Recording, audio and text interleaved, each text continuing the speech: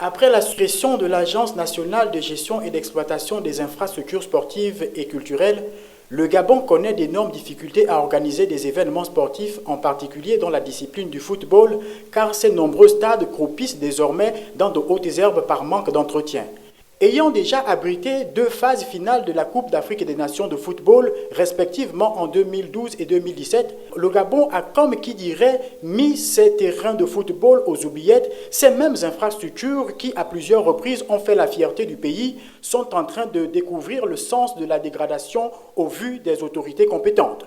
Notons au passage qu'il y a quelques jours, le site sportif 90 minutes classait le stade d'Angondje en 4e position des terrains de football les plus beaux d'Afrique devant le stade Mohamed V de Casablanca au Maroc.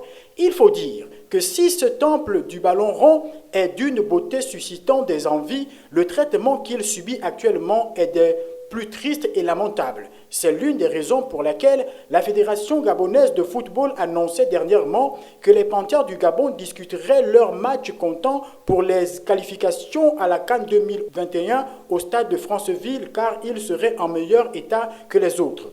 Dans cet état des choses, comment en vouloir à notre 11 national s'il n'arrive pas souvent à conserver le score lorsque celui-ci est en sa faveur ?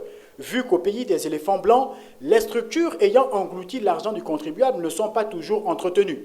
Est-ce le propre des instances décisionnelles du Gabon de toujours mettre la charrue avant les bœufs? Sinon, comment dissoudre une entité sans préalablement avoir prévu un remplacement efficace? Le pays devra-t-il continuer à injecter des sommes exorbitantes pour la construction d'édifices pour voir ces derniers se dégrader sans que personne ne s'en inquiète?